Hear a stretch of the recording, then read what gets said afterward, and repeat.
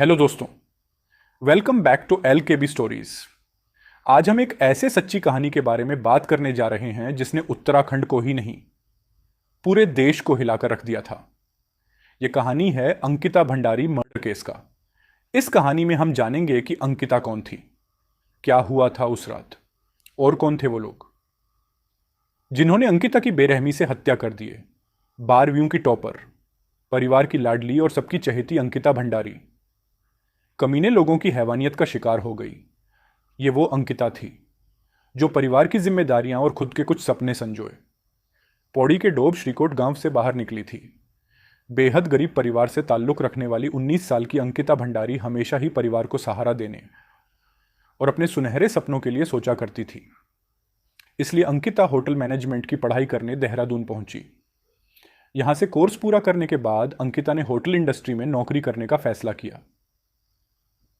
नौकरी करके परिवार की आर्थिक स्थिति सुधारने और खुद के पैरों पर खड़े होने का सपना लिए अगस्त महीने में अंकिता भंडारी यमकेश्वर ब्लॉक भोगपुर के वनंतरा रिजॉर्ट पहुंची।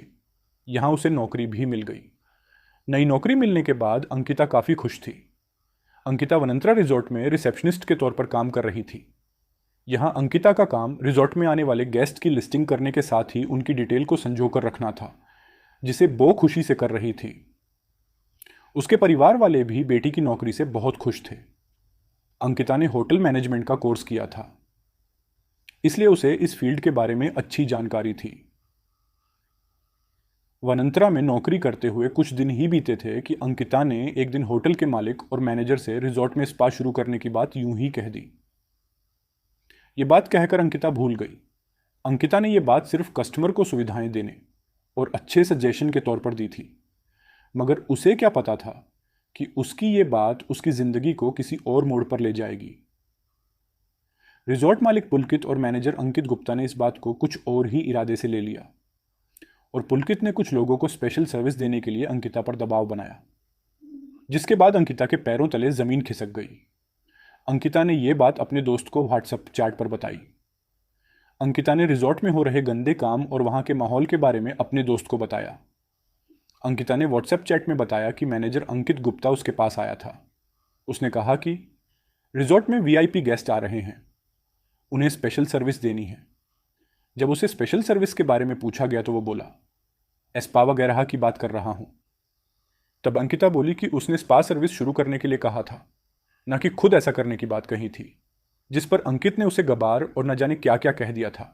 साथ ही अंकित ने कहा कि वीआईपी गेस्ट इस काम के लिए 10,000 रुपए दे रहे हैं।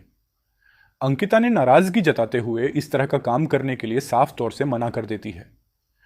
चैट में अंकिता ने बताया कि अगर आगे से उसे ऐसा करने के लिए कहा गया तो वो नौकरी छोड़ देगी।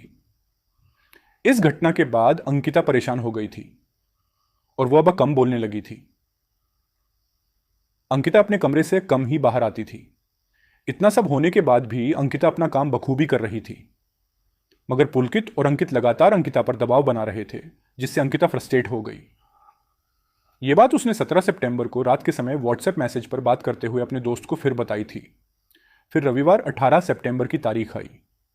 यह वही दिन था जब अंकिता को परेशान देख रिजॉर्ट मालिक पुलकित, मैनेजर अंकित और सौरभ भास्कर उसके पास आए। रात करीब 8 से 9 बजे के बीच ये तीनों अंकिता को ऋषिकेश लेकर गए। रिजॉर्ट छोड़ने से पहले अंकिता ने फोन पर रोते हुए रिजॉर्ट के ही एक कर्मचारी को अपना बैग ऊपर से लाने को कहा था। इसके साथ ही एक दोस्त को किए गए व्हाट्सएप मैसेज में भी अंकिता ने तभी भी परेशान होने की बात कही थी। सामने आए व्हाट्सएप मैसेज में भी 18 सितंबर 2022 रात 7:57 पर अंकिता का लास्ट सीन दिखाई दे रहा था। ऋषिकेश से वापस लौटते हुए जब सभी बैराज चौकी से करीब 1.5 किमी आगे पहुंचे तो चीला नहर के पास सभी ने रुककर शराब पी और मोमोज खाए। इस दौरान सभी लोग चीला रोड पर नहर के किनारे बैठे हुए थे। तभी अंकिता और पुलकित के बीच किसी बात को लेकर झगड़ा हो गया। पुलकित अंकिता से उनकी बातों को अपने दोस्त से शेयर करने से नाराज था। इसी बात पर अंकिता की पुलकित और बाकियों से झड़प हुई। अंकिता ने पुलकित को रिजॉर्ट में होने वाली सारी करतूतों का खुलासा कर देने की धमकी दी, जिससे पुलकित तिलमिला गया। नशे की हालत में पुलकित, उसके दोस्तों और अंकिता, इन तीनों में बहस हो गई। इस दौरान सभी के बीच झड़प हुई। कहा सुनी में तीनों ने मिलकर अंकिता को नहर में फेंक दिया। इस दौरान अंकिता मदद के लिए चिल्लाती रही, मगर किसी ने उसकी मदद नहीं की। अंकिता को नहर में फेंकने के बाद तीनों आरोपी घबरा गए। सभी ने मामले को निपटाने के लिए फिल्मी अंदाज में कहानी बनाई। उन्होंने घटना के बाद रिजॉर्ट के शेफ मनवीर को फोन किया, जिसमें 4 आदमियों का खाना बनाने की बात कही। तब उन्होंने कहा अंकिता भंडारी भी उनके साथ ही है। इसके बाद देर रात तीनों आरोपी किनारे वाले रास्ते से रिजॉर्ट पहुंचे। प्लान के अनुसार अंकित शेफ से अंकिता का खाना लेकर उसके कमरे में पहुंचा, जहां उसने अंकिता के खाली कमरे में खाना रख दिया, जिसके बाद वो वापस आ गया। 19 सितंबर की सुबह पुलकित और अंकित हरिद्वार चले गए। हरिद्वार में पुलकित ने नया मोबाइल और उसी नंबर का डमी सिम ली। इसके बाद पुलकित ने रिजॉर्ट में काम करने वाले सौरभ को फोन किया। उसने उसे अंकिता के कमरे में जाकर उसका फोन लाने को कहा। सौरभ जब कमरे में गया तो उसे अंकिता वहां नहीं मिली। सौरभ ने पुलकित को यह बात बताई। यही पुलकित का प्लान था कि सभी को लगे कि अंकिता कहीं बिना बताए गायब हो गई।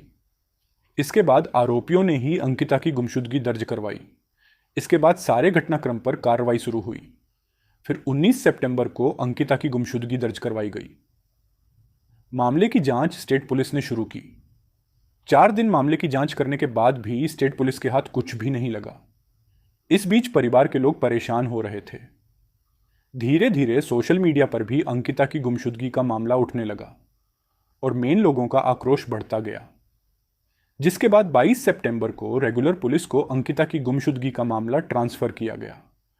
मामले को गंभीरता से लेते हुए पुलिस ने मामले की जांच शुरू की। गुमशुदगी के मामले में तेजी दिखाते हुए एक टीम का गठन किया गया। एसएसपी के निर्देश पर एएसपी और जुरिस्डिक्शनल ऑफिसर सर्कल, श्रीनगर थाना, लक्ष्मण झूला और पुलिस स्टेशन चीफ देवप्रयाग की टीम ने मामले में जांच शुरू की।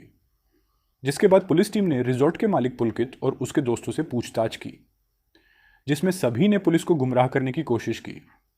साथ ही पुलिस ने रिजॉर्ट के आसपास लगे सीसीटीवी फुटेज को भी खंगाला। पुलकित ने अंकिता को स्पेशल सर्विस देने का बात की थी और वही सीसीटीवी फुटेज पुलिस के हाथ लग गई। और फिर पुलिस ने आरोपियों के बयान और सीसीटीवी फुटेज को एक साथ मिलाया और सारा राज खुल गया। 23 सितंबर की सुबह पुलिस ने पुलकित आर्य, अंकित गुप्ता और सौरभ भास्कर को गिरफ्तार किया। आरोपियों की गिरफ्तारी के बाद अंकिता के शव को ढूंढने के प्रयास तेज हुए। एसडीआरएफ ने चीला शक्ति नहर में शव के लिए सर्च ऑपरेशन चलाया। इसी बीच लोगों ने वनंतरा रिजॉर्ट में पहुंचकर तोड़फोड़ की। साथ ही अंकिता के गांव के लोगों ने आरोपियों को पिट भी दिया था। पौड़ी के डीएम ने भी मामले में विभागीय जांच के आदेश दिए। 23 सितंबर को ही दोपहर में तीनों आरोपियों को कोर्ट में पेश किया गया। देर शाम तीनों आरोपियों को 14 दिन की जुडिशियल हिरासत पर भेजा गया। देर रात वनंतरा रिजॉर्ट पर बुलडोजर चलाया गया। सीएम धामी के आदेश के बाद आरोपी के रिजॉर्ट पर कार्रवाई की गई। 24 सितंबर को भाजपा ने भी मामले में एक्शन लिया। भाजपा ने आरोपी पुलकित आर्य के पिता विनोद आर्य और भाई अंकित को पार्टी से निकाल दिया। 24 सितंबर की सुबह पुलिस ने अंकिता का शव चीला बैराज से बरामद किया, जिसके बाद शव को पोस्टमार्टम के लिए एम्स ऋषिकेश भेजा गया। हालांकि इस बीच लोगों का गुस्सा कम नहीं हुआ। प्रदेश भर में जोरदार प्रदर्शन होते रहे, यहां तक कि एम्स ऋषिकेश पहुंचे। यमकेश्वर विधायक रेणु बिष्ट को भी आक्रोशित जनता का गुस्सा झेलना पड़ा। एम्स के बाहर उनकी गाड़ी में बुरी तरह तोड़फोड़ की गई। हालात जनता को बेकाबू होते देख विधायक को वहां से निकलना पड़ा। अंकिता के परिवार का रो रो कर बुरा हाल हो गया था। अंकिता के पिता वीरेंद्र भंडारी भी घटना के बाद बेहाल थे। अंकिता का बड़ा भाई भी इस दर्द भरी घटना के बाद परिवार को संभालने की नाकाम कोशिशों में लगा हुआ था। मां रो रो कर बेसुध थी। इस घटना ने न केवल उत्तराखंड ही नहीं बल्कि पूरे देश में टहलका मचा दिया था। हर कोई इस घटना से सन्न था। इसे लेकर लगातार प्रदर्शन हो रहे थे। हत्यारों को फांसी देने की मांग हो रही थी। एक मासूम लड़की की मौत पर इंसाफ मांगा जा रहा था। वनंतरा रिजॉर्ट के मालिक पुलकित आर्य ने एक पढ़ी लिखी पहाड़ की गरीब बेटी की हत्या इसलिए कर दी क्योंकि उसने अपनी इज्जत बेचने से इनकार कर दिया था। अंकिता गरीब परिवार से जरूर थी, लेकिन उसने गलत काम की जगह खुददारी चुनी और यही बात उसकी हत्या का कारण बनी। मुख्य आरोपी पुलकित आर्य भाजपा नेता विनोद आर्य का बेटा है। पुलकित पर कई केस दर्ज हैं, लेकिन इस मामले से पहले उसे कभी भी गिरफ्तार नहीं किया गया था। इस घटना के बाद लोगों में गुस्सा भरा हुआ था। मुख्यमंत्री पुष्कर सिंह धामी ने परिवार को भरोसा दिलाया था कि इस मामले में आरोपियों के खिलाफ सख्त कार्रवाई की जाएगी।